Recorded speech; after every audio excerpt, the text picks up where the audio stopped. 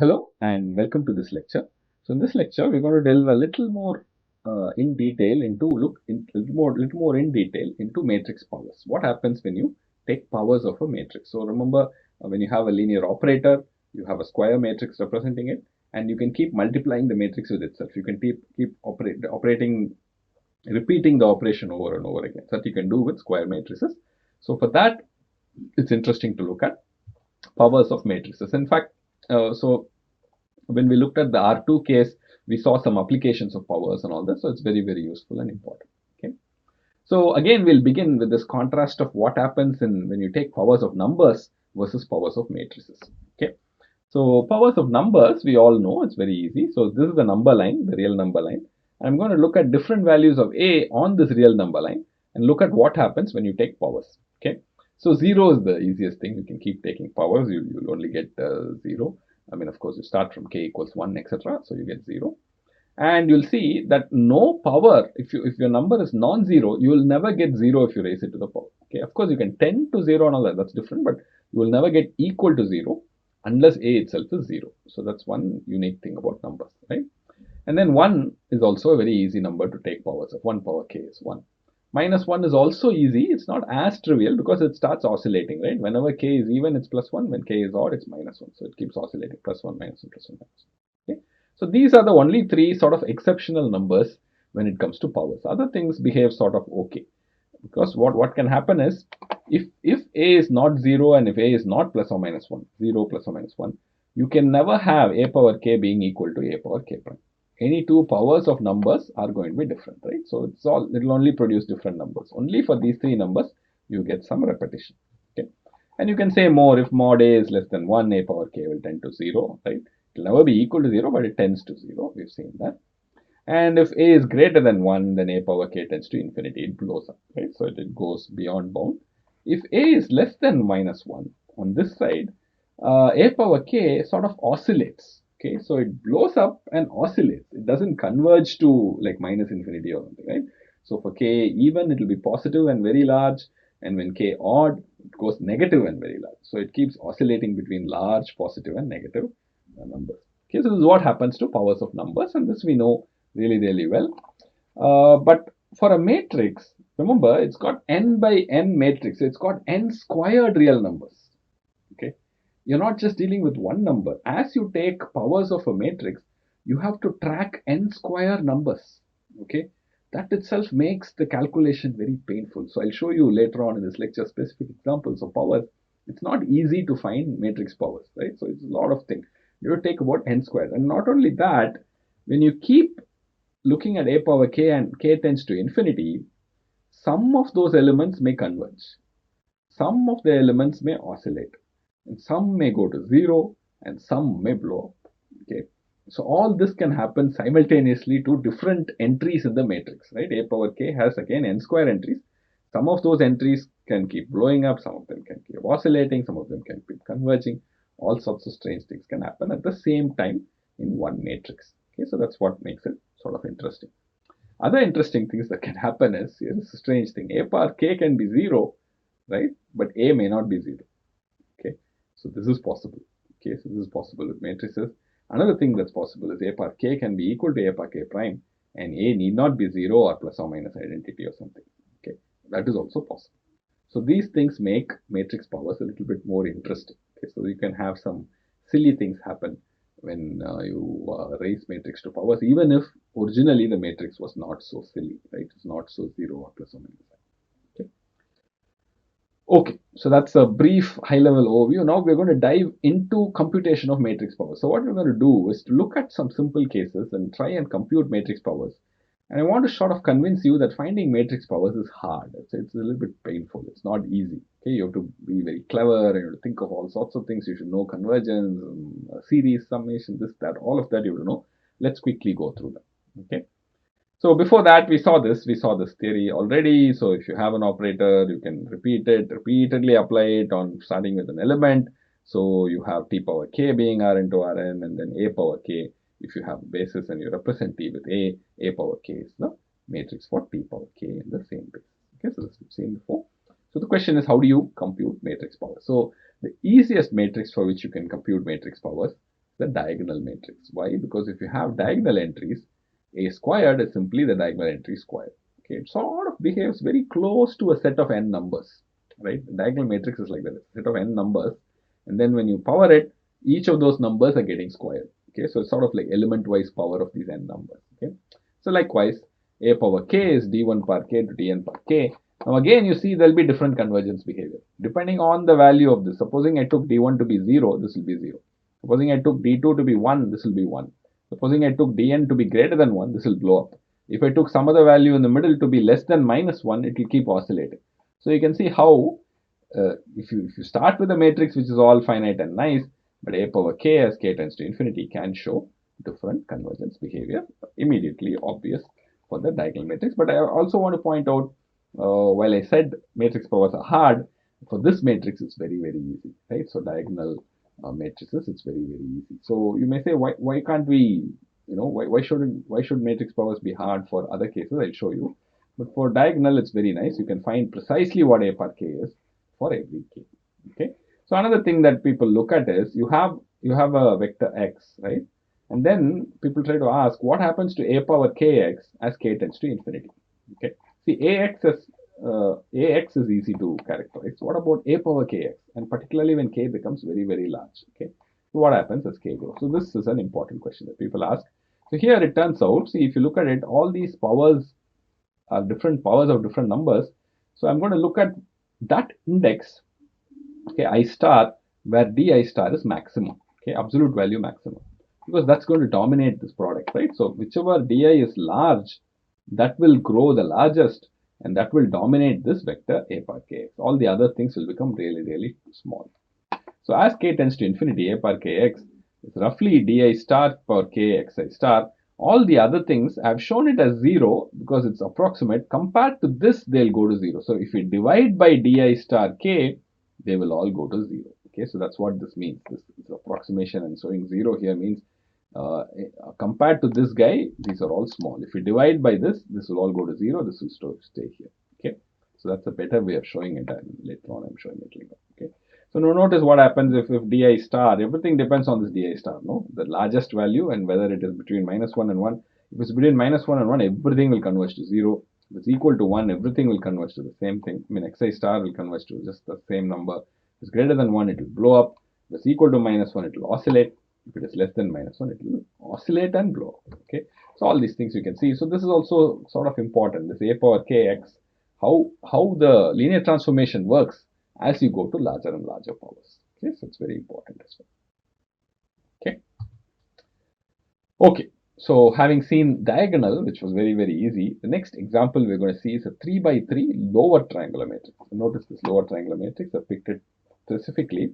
So I'm going to walk you through how one computes these things. So sometimes it's precisely possible to compute A power k. So we're going to compute A power k here. So I'm going to show you what A power k is, only to convince you that it's a little bit painful and it may not be very insightful or illustrative. Okay, so that's part of the reason. But anyway, here we will pick up some ideas on how to compute. Sometimes those computations are easy.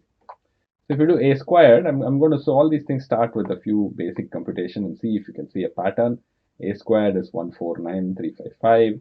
Then A cubed is 1827, 7, 19, 19. A power 4 is 116, 20, 81, 15, 65, 65. Okay. So now I may ask, what is A power k? Okay. The first thing is lower triangular powers. If you keep multiplying, I'll only get lower triangular matrix. So the first thing you can conclude is A power k is lower triangular. So the upper triangular part will go to 0, 0, 0. And then let's worry about the diagonal part. Okay. Notice the pattern. This first element is always 1. Okay? And you can show very easily that will be 1. And the second element will be 2 power k, right? So 2, 4, 8, 16. I'm just observing patterns here. It's 2 power k. And the third element here is 3 power k, 3, 9, 27, 81. So it's 3 power k. So you get 1 power k, you can write if you like 1 power k, 2 power k, 3 power k. So diagonal elements are very easy. What else is very easy? I don't know if you can spot any other element. So these two are equal, you're seeing. But then what about this element? Notice this is 1, this is 3, this is 7, this is 15. So notice this 8 and 7, 4 and 3, 16 and 15. So these are going to be just 1 minus, right? So this guy is 2 power k minus 1. So I'm just observing patterns here. You can see 2 power k minus 1 here. And these two are equal, and this is a bit of a pain. It doesn't seem to have any obvious structure, like 1, 1, 5, 5, 19, 19. 65, 65. Do you see any pattern here? So here, let me show you how, if you're a little stuck, how do you do this? Let's say A par K is some RK here. I don't know what this is. I'm going to put RK. Okay, so we're going to take this A power K, which is our supposedly correct power as far as we have guessed, or our element we have guessed here, and multiply on the left by A. So when you do that, I'm going to get A par K plus 1, right? So A times A par K is A par K plus 1. And A par K plus 1 also I can write in terms of this. I can put 1, 2 par K plus 1 minus 1, 2 par K plus 1, 3 par K plus 1, RK plus 1, RK plus 1. Now this will give me the equation I want, right? So when I take A and multiply by this guy, I see RK plus 1. It is actually 113 multiplied by 0, 2 par K, and then RK, right? So this last row, 113, multiplying this second column, 0, 2 par K, RK, should give me RK plus 1, right?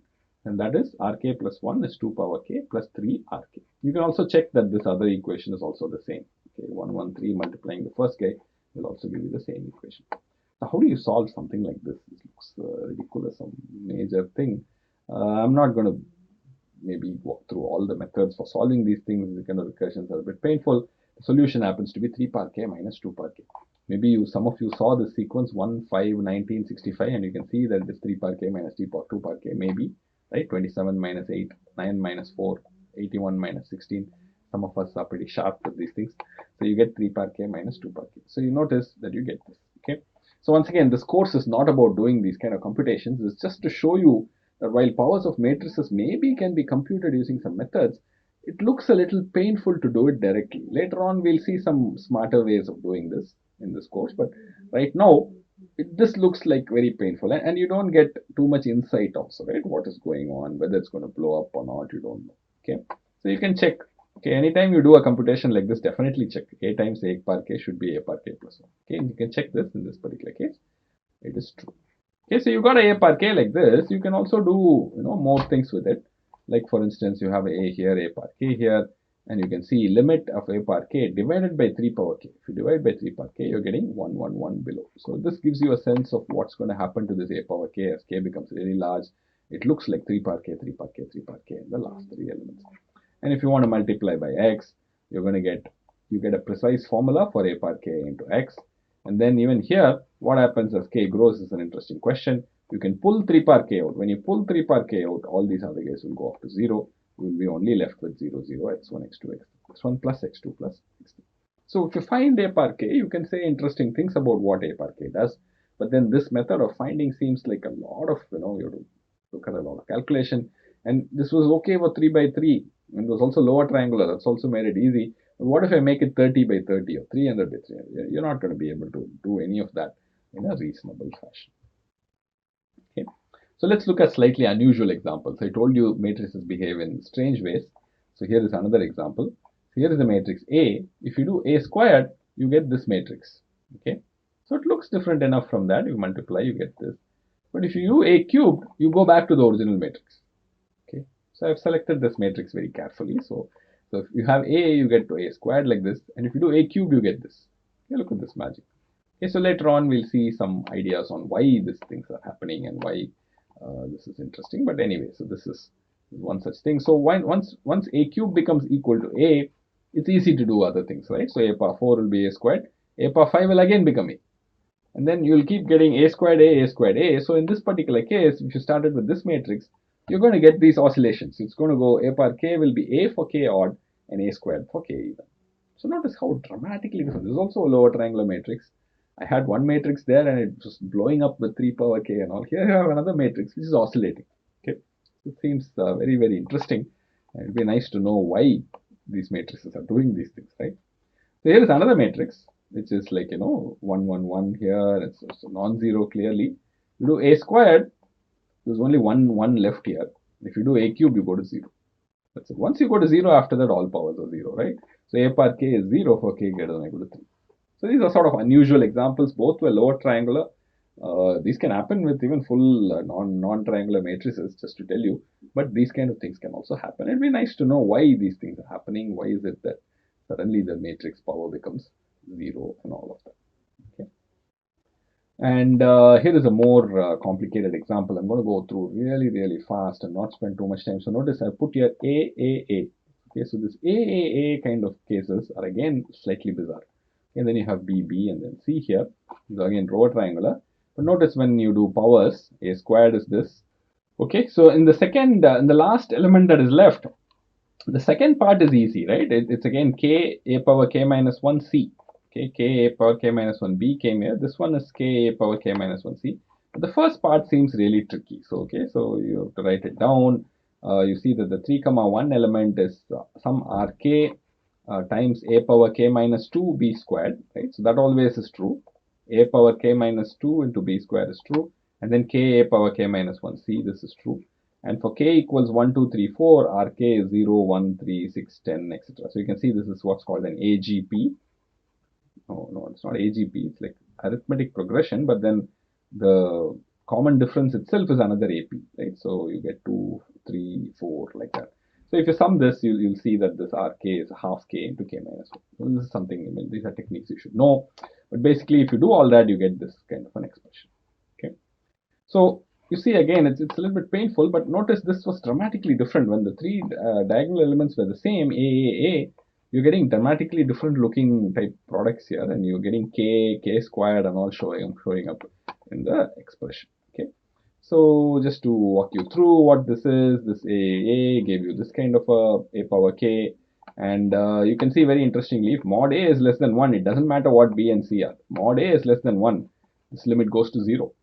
Because you've got a power k minus 2, a power k minus 1 showing up, and this k and k square gets overpowered by this a power k here behavior here, it all goes to 0.